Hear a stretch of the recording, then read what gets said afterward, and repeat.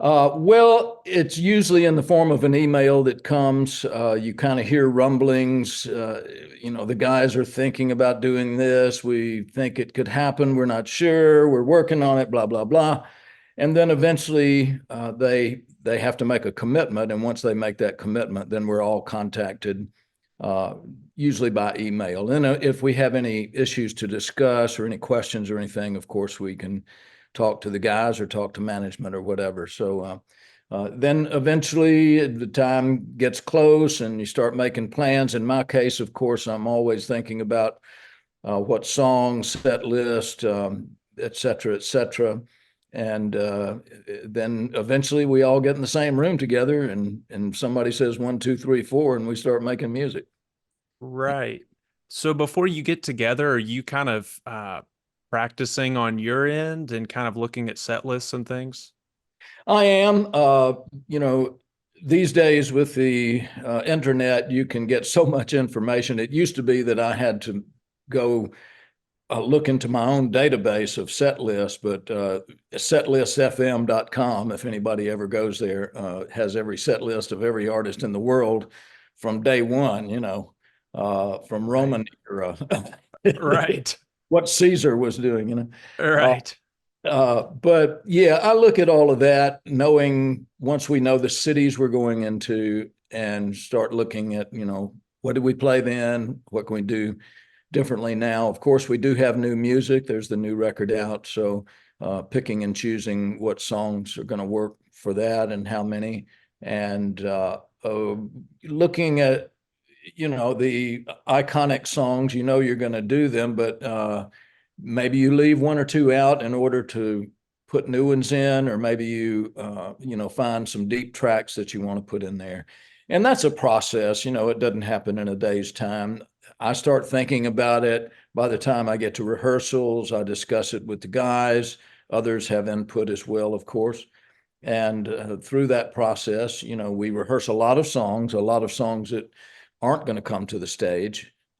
That's an exercise in a number of different ways, just to get some of those deep tracks under our belt so that we can do them if we want to.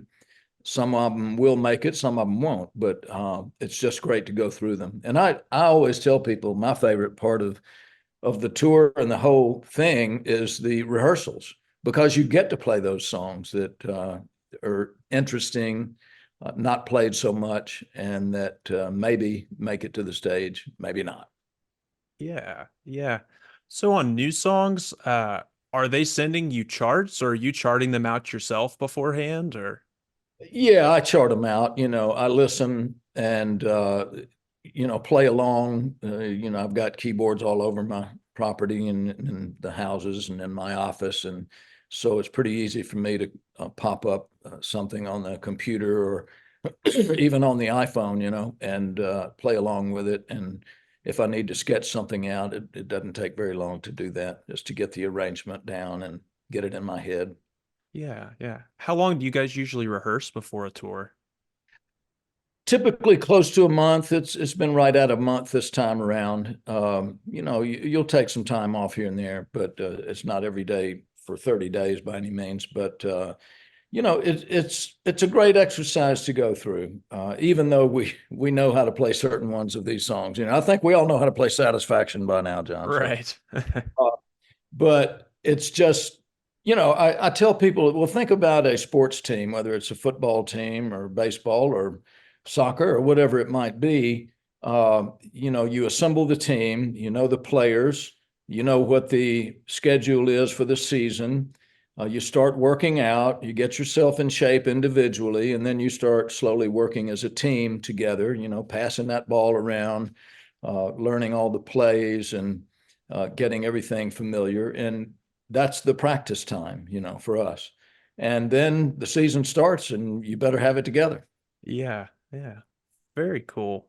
Uh, I saw the Stones just released kind of a mini documentary on YouTube about the show in China back in 2006.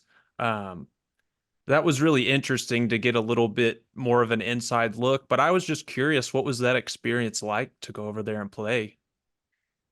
It's always wonderful to go to new places. We've been around the world, as you know, many times in many of these countries, multiple times. But to go to a place that's new that you haven't been is always a thrill. Just to see the culture, to meet the people, see how they react to your music and whatnot.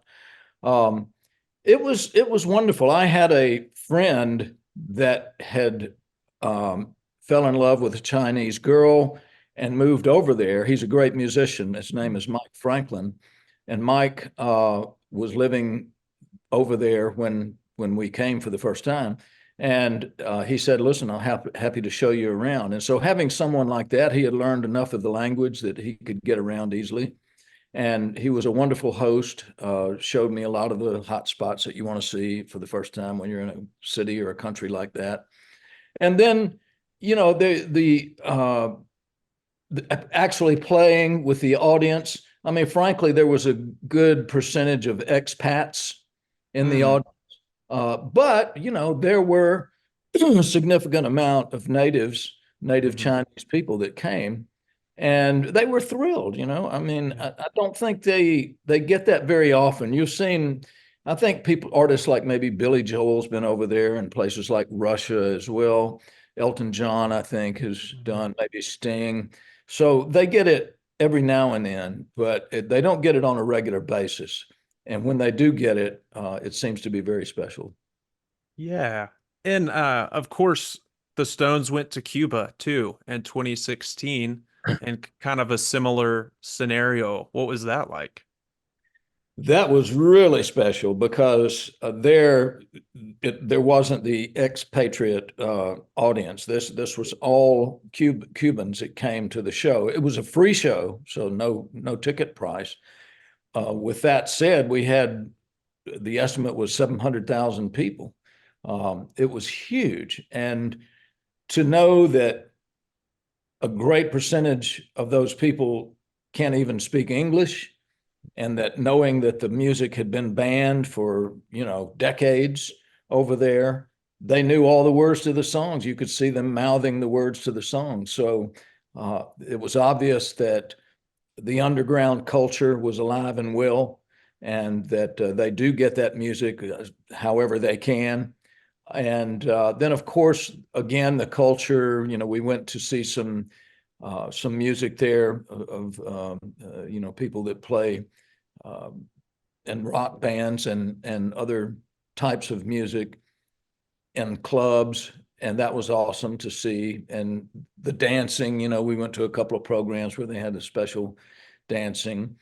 And, I had a gentleman there that was running the office of, I think it was CCTV, Chinese television.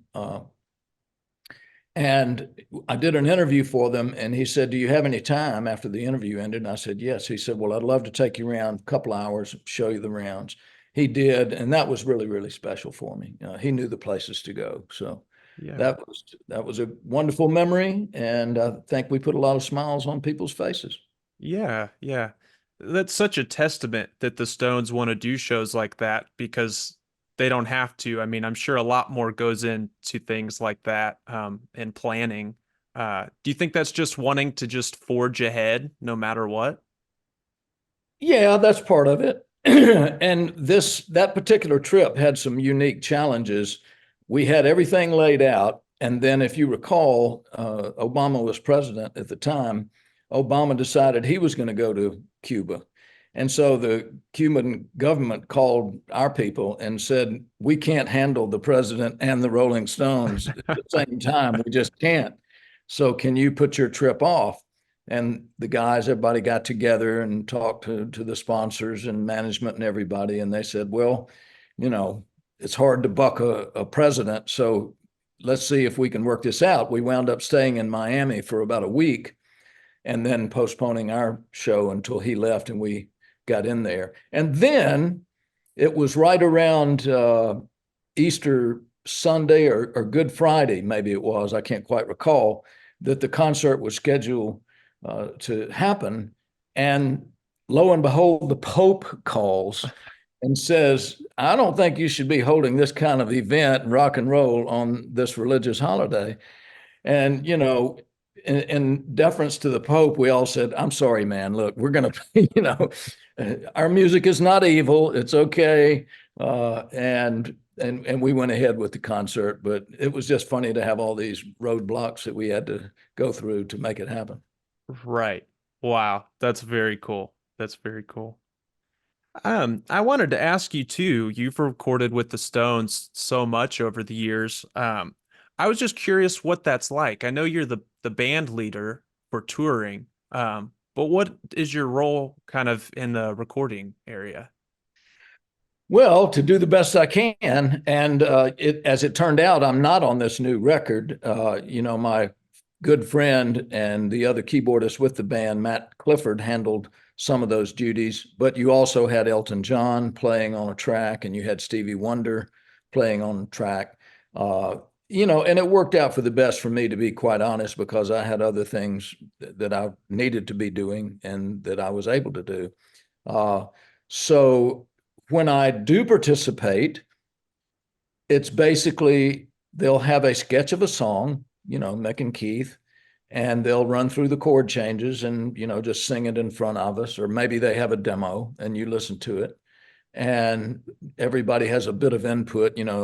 If you want keyboards on it, what do you hear? Do you hear piano? Do you hear Wurlitzer? Do you hear, clavinet or Fender Rhodes um, or two of those things, maybe, or three Hmm. of those. So you experiment, you go through the process of learning the song, playing it together, doing the arrangement. And in time, it all comes together. Everybody agrees, okay, this is what it is. Now let's go for it. And then you try not to have too many takes. You want to keep it fresh. But once you got the song down, in a situation like with the Stones and with other bands that I work with, for the most part, you want to try to get that thing down as quick as you can. You know, never been a fan of doing 50, 60 takes of the same song. So hopefully you get it fairly quickly within 4 or 5 at least. Yeah. Are the songs pretty well written by the time you come in, or are they still kind of workshopping them? They're usually pretty well written. That's not to say that a suggestion may be made to change a little thing here and there, but I would say that usually they're 90% done.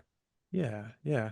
I was curious, does any memory stand out from working in the studio with the Stones of maybe a time when things were a little stuck and you came up with a keyboard part or something and it kind of got the ball rolling? Anything like that? Well, back in the 80s, we recorded in Paris at EMI Studios there, and uh, I participated a good bit in making suggestions then, and I even had a co-writer's credit on one song on the Dirty Work album. And the other record we did was Undercover. You may remember that. And so yes, during those times, this was when you were spending 3 months on a project, and usually it doesn't take that long now. That most of the work is done away from the studio, and a demo is made, and then by the time you assemble, say, a dozen songs, 15 songs, and you get everybody into the studio, you can usually knock things out in 2 weeks' time. But in those days, a lot of the stuff was written in the studio. Some of it was brought in piecemeal or say 70% finished. But that was a different era and a different time. And things are a bit different now than they were from then. Right, right. Just things move a little faster now. Is that kind of what you mean? Yes. I see. Gotcha. Gotcha. Um, I was curious, kind of with your role in the Stones. Of course, Ian Stewart was the first piano player and kind of played a unique role where he was co-founder of the band, but later on, kind of officially was not as a part of the band. But you seem to have kind of filled a role like that, where you've been with them so long and you're in the club, but you're still kind of outside of the machine too. Um, a lot of bands seem to have people like that. I was curious, to some people on the outside, that's kind of puzzling. Why do you think those roles kind of exist with bands like that? Well, John, I guess I just have to whoop them into shape from time. No, I was just on the phone earlier before you and I started chatting with my good friend Kim Bullard. Kim has worked with Elton John for many, many years. And as you know, Elton just finished his kind of farewell tour. And Kim had a similar role with Elton. Uh, you know, it's hard to define, but it's part arranger, it's part cheerleader, it's part the guy that remembers the changes and reminds people what the chords are to certain places of certain songs. Oftentimes, I do a lot of timekeeping so that I'll keep track of the tempos of all the songs. And oftentimes, I'm the one that counts them off to make sure we have a reference, to do a song at a comfortable speed, comfortable tempo. And it's all of those things, and it rolled up into one, and it's also friendship. You're it's been 42 years for me with these guys, and you don't spend that much time with a group without becoming close friends. We've watched our children grow up, our grandchildren, our lives change in whatever ways they all do. And I think there's a factor perhaps of consistency to have a person like myself involved. They know they can depend on me, and I love the role. I'm very happy to help them in any way that I can, and it's an awful lot of fun. Yeah, very cool. Yeah, I wanted to ask you about your other passion of forestry. Um, and I guess just first of all, how do you balance being at such high levels of two different things? I mean, of course, with the music, but you have so many roles in the forestry. You have a TV show now. Uh, how do you balance those things? Well, it's timing. Fortunately, the days of the Rolling Stones wanting to do 140 shows on a tour are long gone. Uh, and even though that during those times, in those days, in those tours, like for instance, the Steel Wheels tour, the Voodoo Lounge tour, Bridges to Babylon, there's been so many. But those were the days when we would do 120 to 140 shows in an 18-month period. Uh, it was more difficult to find the time to have a television show during that era. But now the tours are like 16 to 18 shows, takes about 3 months from rehearsal, well, a little bit longer, 3.5, maybe 4 months. Uh, and then the other thing is technology. Now that we have technology that we can depend on, whether it's communications like this through Zoom, I can have Zoom meetings to help set up the next shoot of my television program with our producer and director, have these conversations. Then they can do what they do to get it set up. And then we block out a time for me to come in and do the actual shooting and be the host. So, there's logistics involved. You have to just kind of space things out as best you can and say, no, I can't do it here, but I can do it there. And then when I'm at home, forestry is a long-term proposition. It doesn't require a lot of day to day, but the activities that you want to get done, some of them are seasonal. Like, for instance, I was able to get some of our prescribed burning done before I left for rehearsals for this tour. And then also, we have a small staff at Charlene, and I depend on them when I can't do some of those activities that they will carry them on. And we have communications all the time between us. Hey, how's the weather? How's the humidity? Is the wind? Do you think you could get a burn done on such and such a day? Have you got all the tools you need? You got everything. So it's a matter of just kind of laying things out and thinking ahead to a degree. Like right now, I'm thinking at the end of this tour, what will I be doing? How can I book some shooting for the TV show? How can I book some of my own shows, personal appearances? The documentary has done well over the past couple of years, and so I give a presentation sometimes where we show a 30-minute edited version of the documentary, The Tree Man, and then I come on and with a moderator with scripted questions that allow me to tell certain stories and play certain songs. And those are fun shows for me to do, and I can intersperse those here and there, along with the activities of the actual work at Charlene and the actual shooting of the TV program. I see. Of course, you've toured the country many times with music, but in your TV show, you're kind of touring the country with forestry. What's the difference been doing that? Well, it's two completely different things. Although that said, with every program that we shoot, we try to have an element of music in because it's what I do. So we try to make that a fun segment of the presentation. But this is more boots on the ground oriented. We go to the sites, whether they be mills that are milling lumber or specialty furniture shops. We recently shot a couple of episodes in Maine, and in one of those episodes, we went to the Vic Firth drumstick factory, Cool. and that was a great education. And you find these links to whatever it might be, and wood. In this case, drumsticks and music and wood. In California, our episode, we went to the Fender guitar factory.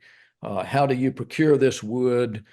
And there are rules and regulations. They are not supposed to, and they don't use illegal wood that comes from illegal logging to make these instruments. And all of the wood that is imported for that purpose has to be inspected and approved before it can come into the country and be used. So these are really interesting aspects of doing things with wood. So again, it's much more boots on the ground. Of course, when you're getting into the forest, that's my favorite part, really, to walk in these different forest types, to talk to people that are well versed in the differences in whatever species of tree it might be, and what the challenges are for those species, what the challenge might be for the ecosystem that exists in different parts of our country or different parts of the world. See, very cool. Very cool. Um, I watched your documentary, and one thing that really shined through to me was how you do all these things, but you still kept such a balance with your family and your personal life. And of course, especially with the music, can be much of a struggle and kind of a chaotic world. I was just curious if you'd give any advice to how you've balanced that. Well, and my advice is to balance it as best you can. You know, we celebrated our 50th anniversary towards the end of last year, Roselane and myself. Roselane has some health issues now, and so she can't travel with me like she used to, which, we were able to travel on most all the tours together, and that was wonderful. Thankfully, as I said earlier, the tours aren't as extensive these days as they were back then. So when I am away, it's not as long as it would be otherwise. And we're very fortunate to have, I mentioned earlier, a small staff at our place, Charlene Woodlands, and they are essential to help look after her and to help look after all of our buildings and structures, and to look after the woods and all the equipment, everything. So, it's a team effort. It's a team effort to keep the family issue together. And again, we're very fortunate to have people that care very much about Roselane, care very much about us. And so, when I'm not there, I depend on them heavily. But, otherwise, we're fortunate, Rosie and I, to live into the country. We can walk outside and smell the fresh air, breathe it in. We can ride around the property and look at the different stands of timber that we have. We take our little dog along with us, and we live a wonderful, wonderful life. And you know, love is a very powerful thing.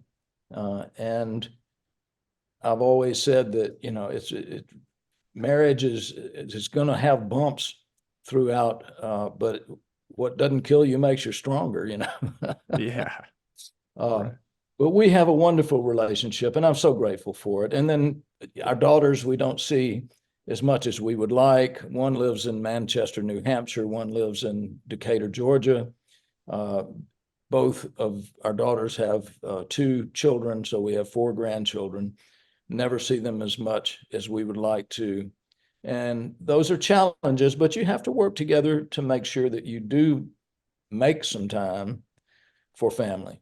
And that's also very, very important. Just you got to sometimes learn how to say no. It's hard for me to say no to, you know, an interesting proposition of work or whatever it might be. But sometimes you have to say no to give family priority. Yeah. That's neat. That's interesting. I know I found with the way music works today, a lot of modern musicians are kind of their own freelance, or they're kind of running their own small kind of business thing, and they often have a side hustle or side business to kind of keep everything going. Of course, you had quite monstrous music career, and then a monstrous side career with the forestry, but kind of ahead of your time on that.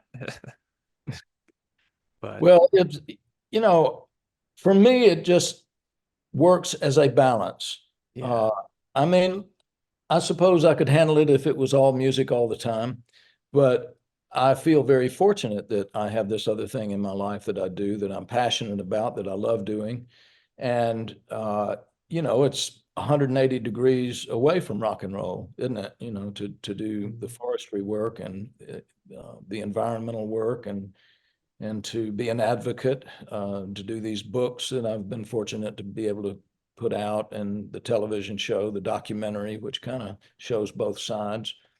Uh, but again, it's a balance. You know, I'm in a big city right now. Big cities have lots of noise, and you're traveling, and you're going to get on a big stage, and there's going to be 60, 70,000 people there. Energy is very strong. When all this is done, I get to go walk in the woods, and everything comes back into perspective for me. Ralph Waldo Emerson had a wonderful quote that I used in the front of one of the chapters of my book, that says, "In the woods we return to reason and faith." And to have that opportunity to get away from all that energy and to sort of commune with nature, to remember how important our natural world is to all of us. Uh, that just helps keep a little bit of balance in Chuck's head and his soul. yeah, cool, cool. Well, I wanted to ask you too about moving forward. I love the last album, Chuck Gets Big, with the Frankfurt the big band. Yeah. It was different and neat, and I kind of didn't expect it. But I loved it. Is there any other music on the horizon for you? Yeah, well, I've got a couple of things I want to do. One is an idea that my son-in-law had that I thought was really cool. He said, you know, Chuck, you're originally from Alabama. You're a native son of Alabama, but you've been in Georgia more years than you've stayed in Alabama. Both states have very unique music through their culture and their history. Wouldn't it be fun to do a project that celebrates those two?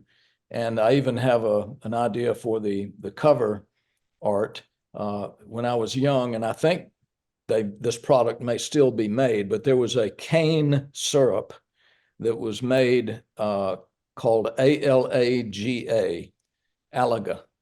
And on the cover of the bottle that this stuff came in, there was a handshake, Alabama shaking hands with Georgia.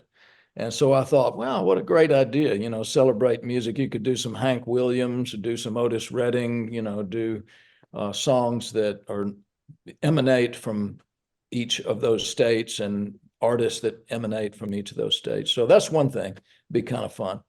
And the other thing I've had in mind is to do a gospel record that really the intent would be more to show how gospel piano playing has influenced rock and roll piano playing.